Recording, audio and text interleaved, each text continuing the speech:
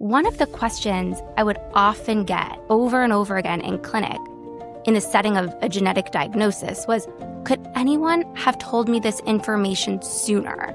Often at 10 weeks pregnancy, 12 weeks, 20 weeks, 30 weeks, people wished they could have this information sooner. We're all, or most of us, are carriers for something, and carriers are healthy. They typically don't have symptoms. Risk comes into play when both mom and dad are carriers for the same condition. In those scenarios, there's a 25% chance of passing it down to any pregnancy. Should everyone planning a family meet with a genetic counselor? Yes, and I'm not just saying that because I'm biased, I'm saying it from experience. If you are doing IVF and no one has told you about the whole genome embryo screening, this episode can't be missed. I brought on Jordana Graifman, a genetic counselor at Orchid, because there is information you deserve to have before your next transfer, and most fertility patients aren't offered it. Welcome, Jordana. Thank you, and thank you so much for having me. I'm excited to be here. Of course. Before we talk about Orchid, tell us a little bit about yourself. What inspired you to become a genetic counselor, and what drew you specifically to reproductive genetics? Sure. I started out in clinical research in maternal fetal medicine at Columbia, and I was mostly focusing on preterm birth and the mechanical environment of pregnancy, and that's really where I gained exposure to the field of genetics. And I really was drawn to genetic counseling because it sits at the intersection of science and communication.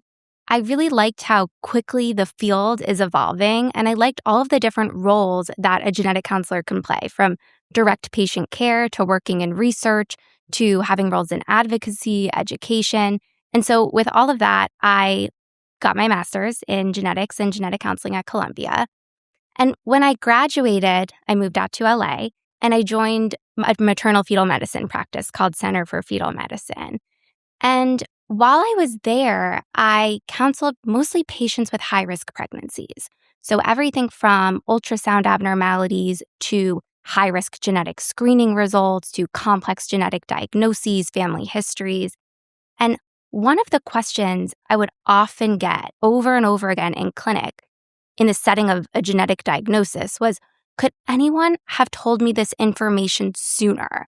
Often at 10 weeks pregnancy, 12 weeks, 20 weeks, 30 weeks, people wished they could have this information sooner. So that's really what drew me to start at Orchid. Orchid is a company that's doing whole genome embryo screening, essentially the most comprehensive genetic testing that you can do prior to transfer. I love starting with the person behind the profession because genetics can sometimes feel so technical, but at the heart of your work, there's real people helping families make deeply personal decisions. For listeners who have never met a genetic counselor, what exactly does a genetic counselor do, and when might someone actually encounter them during their fertility journey? Yeah, so this is a question we get a lot. And genetic counselors are health professionals that are trained to assess genetic risk and to order and interpret genetic testing and really help a family make decisions in line with their own goals after receiving results. So genetic counselors can work across specialties from reproductive to cancer to neuro to emerging specialties like cardio and nephro. But specifically in the reproductive space or the fertility space, there are a couple different ways in which you can encounter a genetic counselor. So the first is at the way beginning of your reproductive journey, before you even think about start trying. And that's essentially when you meet with someone, they go through your entire personal history, your entire family history, and make individualized recommendations based on your own health and your family history. And those recommendations can give you information on really what risks you can pass down to the next generation. So that's the first way. The second way is really in the setting of high-risk carrier screening results. So carrier screening is a genetic test that is typically offered to patients prior to conception, though sometimes we're seeing it offered closer to the first trimester. And it's offered to both parents, and it essentially assesses to see are mom and dad carriers for the same condition. We're all, or most of us, are carriers for something, and carriers are healthy. They typically don't have symptoms. Risk comes into play when both mom and dad are carriers for the same condition. In those scenarios, there's a 25% chance of passing it down to any pregnancy. So that's another referral to a genetic counselor, is really in the setting of high-risk carrier screening results. You talk to a genetic counselor about family planning. And then finally, it's really in the IVF stage. You can speak with a genetic counselor, and it's part of the work that I do at Orchid, in talking about the genetic screening options for your embryo called PGT, or pre-implantation genetic testing. And you can talk to a genetic counselor about all of your available options, and also talk to a genetic counselor to help you interpret your results and understand what comes back.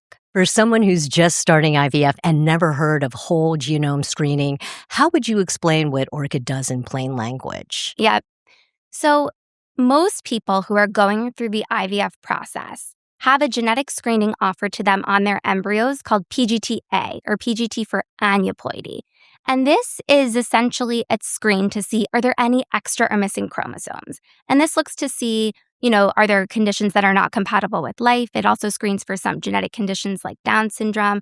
And that really used to be the maximum amount of genetic information somebody could get on their embryos, unless there's one specific condition in your family that you want to screen. If mom and dad are carriers for the same condition, or if you have a condition that you don't want to pass down to the next generation, one targeted condition, that's called PGT-M, or PGT for monogenic conditions.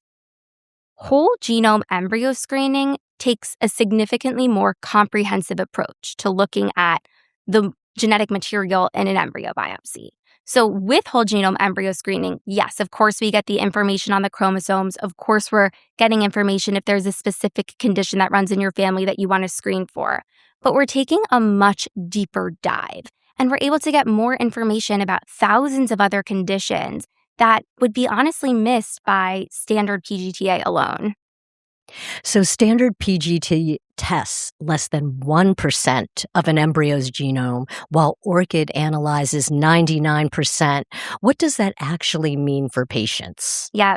What it means is patients have access to significantly more information, and more information on genetic conditions that may be present. So one thing I'll also add is any patient who uses Orchid whole genome embryo screening, the first step is meeting with a genetic counselor for pre-test counseling. So you really have a strong understanding of what information is available and what do I want to opt into and what might I decline. And so that's the first step. When have access to all of this information, you can really sit down with someone to personalize the types of information that can come back. What kinds of condition can whole genome screening identify that traditional embryo testing may miss? So, a bunch of different things. I'll start out at the chromosome level. Similar to PGT-A, where we're really looking at the chromosomes, most people have 23 pairs of chromosomes. But with Orchid, we're not just counting, are there any extra, are there any missing? We're able to detect, are there any whole extra sets of chromosomes called polyploidy, which is typically not compatible with life. We're able to look to see a condition called genome-wide UPD, where both sets of chromosomes came from one parent rather than one set from each. That's also typically not compatible with life. And then we're looking for not just extra or missing chromosomes, but extra or missing pieces of chromosomes called microdeletions and microduplications. And we're looking at a targeted set of regions of microdeletions and microduplications that are known to be associated with genetic syndromes that are childhood onset and can affect health and development. So that's the chromosome piece. But then we really zoom in to the single gene level, and we're looking at many different variants, or what some people might call mutations, in thousands of genes. And the types of conditions are, they vary. Some of them are associated with neurodevelopmental conditions and things that affect the brain, like intellectual disability and severe forms of epilepsy. Some of them are associated with hereditary cancer syndromes, including pediatric onset cancer syndromes like retinoblastoma and Wilms tumor and Li-Fraumeni syndrome. Then we're looking at genetic forms of birth defects like congenital heart defects, and different pediatric metabolic conditions. And it really runs the gamut, but we're really getting granular and looking at the single gene level.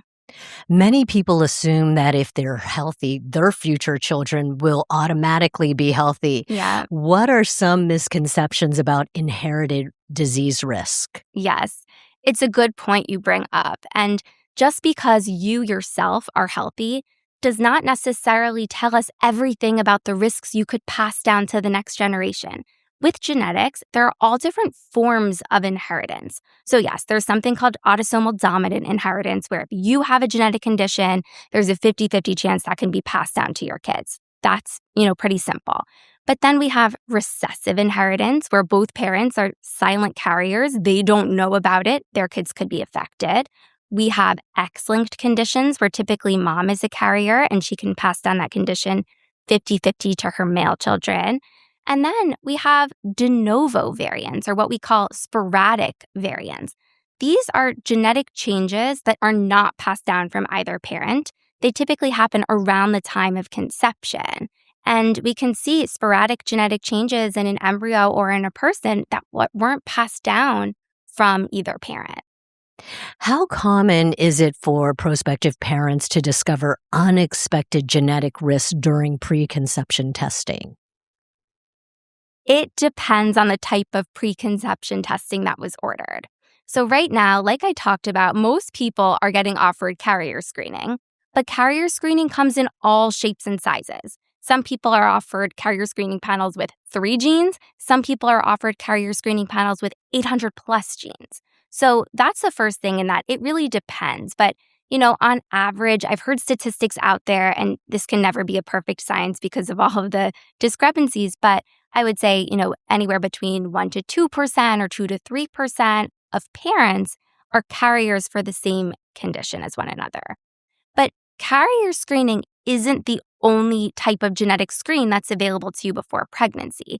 So, for example, some people choose they want to do cancer predisposition screening prior to having kids. And that includes genes like BRCA1 and BRCA2, or BRCA1 and BRCA2, which are the most common genes associated with hereditary breast and ovarian cancer. And anyone of any ethnicity can have a mutation or a variant in one of these genes.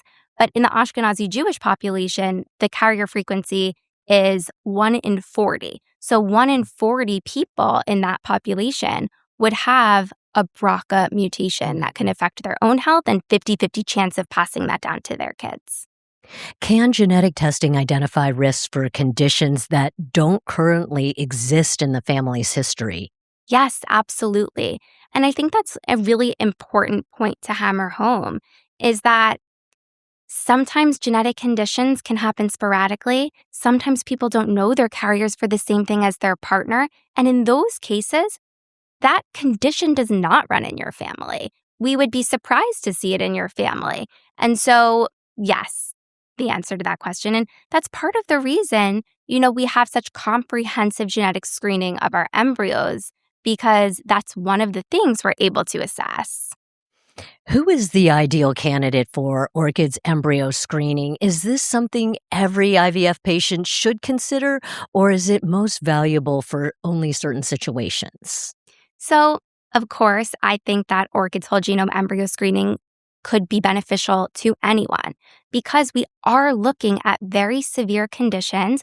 We're looking at conditions that may be life-limiting or not compatible with life. We're able to detect other chromosomal conditions that PGTA misses. So I think it's, could be helpful to anyone who's looking for that type of information. But there are also a couple of categories of patients that we're seeing get a lot of benefit from Orchid.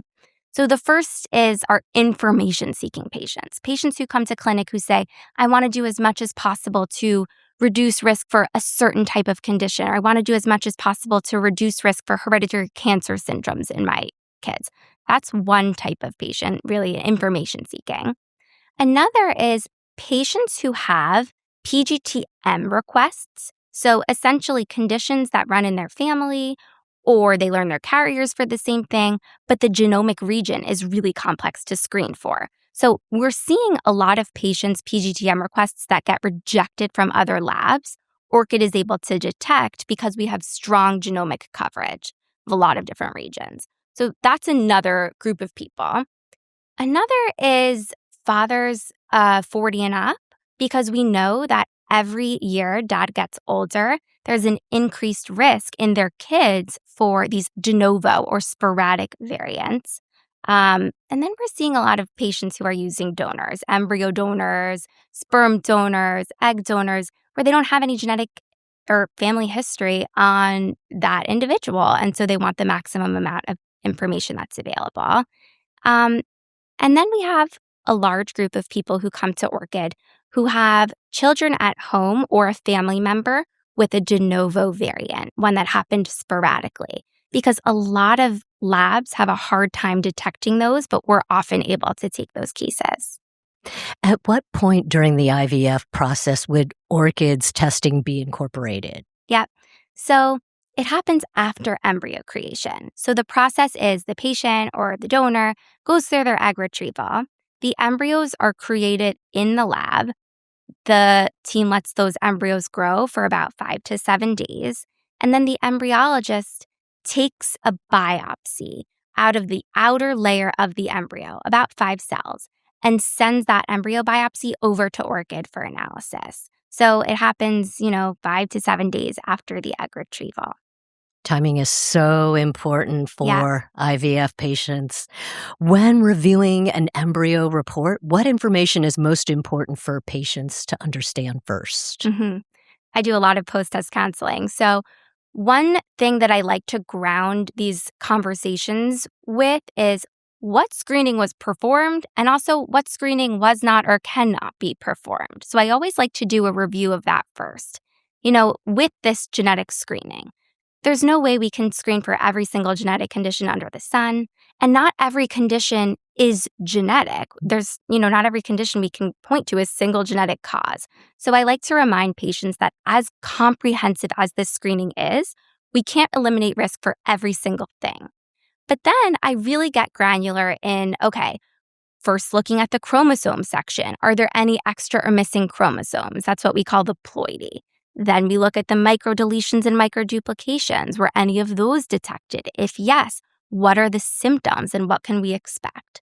Then we get into the single gene portion, really going through if there's a positive finding, helping a patient understand what that positive finding looks like and what they can expect.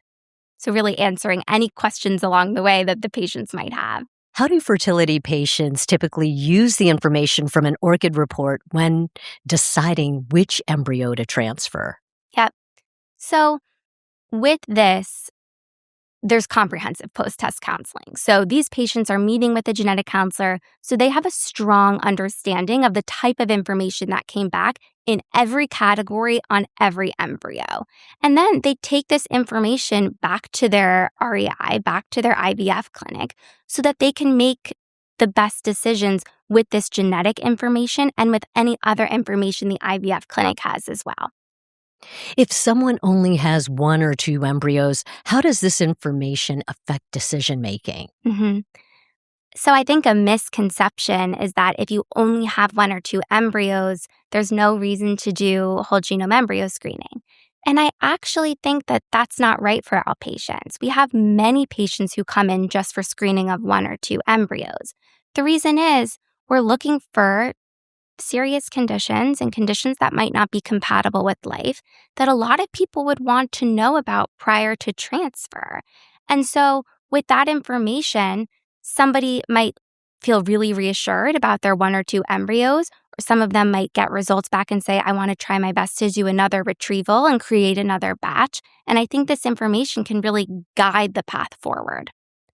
I was just going to let you know that I only had 2 embryos to work with, so that would have been so helpful for me to know at the time of my transfer. Right. It's like you're getting the maximum amount of information on those 2 embryos that you have. Exactly.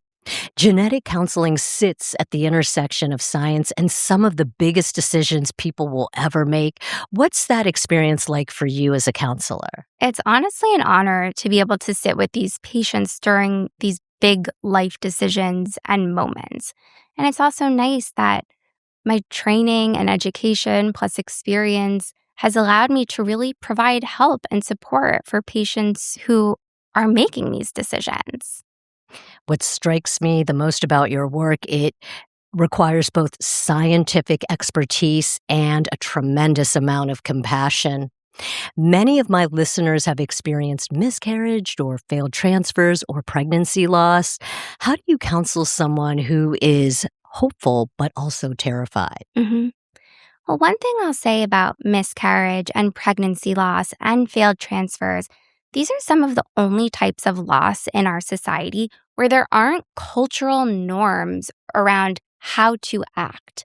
A lot of women feel isolated during these situations because they don't necessarily always have someone to talk to. Maybe their community doesn't know, maybe people at work don't know, and they feel, you know, like there's not a place where they can really talk about it. So I think in genetic counseling, one of the things that's nice is to be able to acknowledge it and to validate the feelings that this is a loss and really start from there. And then when it comes to, all of the uncertainty around the reproductive journey, I think that's completely valid. I also think that there's so much that we do know and so much data that we do have. So I think that these conversations are a balance of acknowledging all of the uncertainty and the feelings that come with that and grounding the conversation in, okay, here's what we do know. Here's the data and statistics, and where do we go from here? Some people hear terms like genetic screening and immediately think of designer babies. How do you respond to that concern? Yes.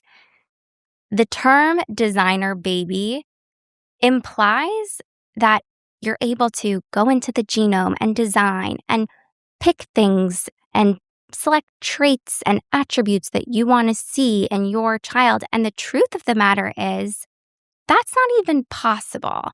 So the label is just incorrect. But then I also feel like that term, on some level, undermines the fact that with whole genome embryo screening, we're looking for conditions that can really impact a person or their family's life, or may not be compatible with life, or might have very severe health consequences in the pediatric period. And so I think that's one of the main things that this was designed to do. If every hopeful parent listening today could understand one thing about genetics and family building, what would you want that message to be? See a genetic counselor earlier than you think you should. That's my main message, because the earlier you know what your options are, the earlier you have the information, then you have the freedom to make decisions in an informed way. Some people can be offered all of the genetic testing under the sun. They select the ones that feel appropriate for them, but at least they know in advance what their risks are and what the best ways for themselves are to move forward. Let's do some rapid fire questions. The first one is, what's the biggest myth about genetic testing? That you have to wait until you're pregnant to have genetic testing. Can genetics predict autism? It's complex. Around 30% of individuals with a diagnosis of autism have a single genetic cause that we can point to, and 70% do not. And it can be a combination of different genetic factors, other biological and environmental factors that we just don't know about. Can genetics predict intelligence? We know that there are genetic components to intelligence, but we do not understand them very well at this point in time. Should everyone planning a family meet with a genetic counselor? Yes, and I'm not just saying that because I'm biased, I'm saying it from experience. What advances in reproductive genetics are you most excited about over the next 10 years? Access to care, access to IVF, access to genetic screening. So this podcast is all about dismantling belief systems. What's one belief system you had to personally unlearn about your life or career? So I think with genetic counseling, the traditional path is to work clinically, to see patients day in and day out. And I did that for many years, and I loved it. I really enjoyed it. But I think for the next step in my career, I wanted to be able to branch out and to be able to use the degree in other ways, which is what I'm doing now. I'm working in research, in patient and provider education. I'm working with bioinformatics to generate the lab reports. And of course, I'm still seeing patients. So I think, stepping out of an only patient facing role was something that I needed to do next. What does self-care realistically look like for you now? Self-care, I love enjoying New York's theater scene when I'm not counseling patients or working in genetics. And where can listeners connect with you and your preferred social media channels? Yes. So to connect with Orchid for complimentary pre-test counseling, you can email us at genetics@orchidhealth.com. And for me personally, you can follow me on Substack at The Genetic Counselor and follow me on Instagram at Jordana.Graifman. We'll be sure to include all of that in the show notes. Jordana, thank you so much for joining me today and for helping us better understand genetics and embryo screening. Of course. Thank you. My pleasure.